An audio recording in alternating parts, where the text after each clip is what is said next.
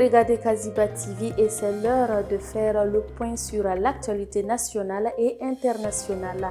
La douane a intercepté lors de l'opération Folokoto plus de 1,5 million de comprimés de Tampadol, un opioïde plus puissant que le Tramadol, dissimulé dans des cartons de biscuits pour alimenter un trafic clandestin.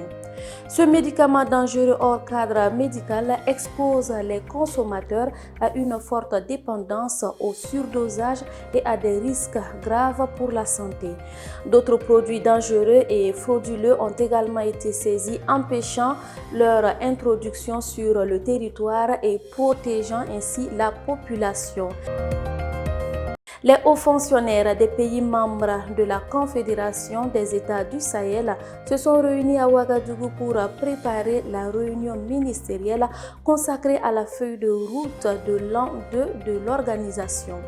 Présidée par Bassolma Bazié, les travaux ont porté sur le renforcement de la coopération sécuritaire, économique et diplomatique entre les États membres. Les échanges ont permis de finaliser des orientations visant à consolider la défense commune, dynamiser les échanges économiques et accélérer l'intégration régionale en attente de validation par les ministres. Le président de la République du Niger, le général d'armée Abdourahmane Tiani, a accordé une audience à Mama Keïta, coordonnatrice résidente du système des Nations Unies, arrivée au terme de son mandat après 1 an et demi de service dans le pays.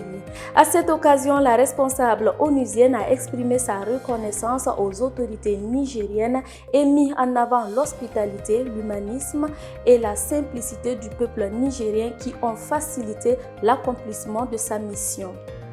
En signe de reconnaissance, elle a reçu une distinction honorifique sur instruction du chef de l'État lors d'une audience tenue en présence de hauts responsables gouvernementaux.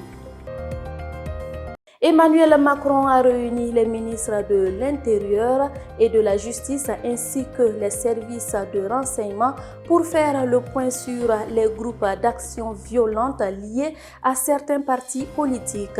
La rencontre visait à analyser les risques, renforcer la surveillance des mouvements radicaux et préparer des mesures fermes comme la dissolution de certaines organisations afin d'éviter une escalade des violences en France.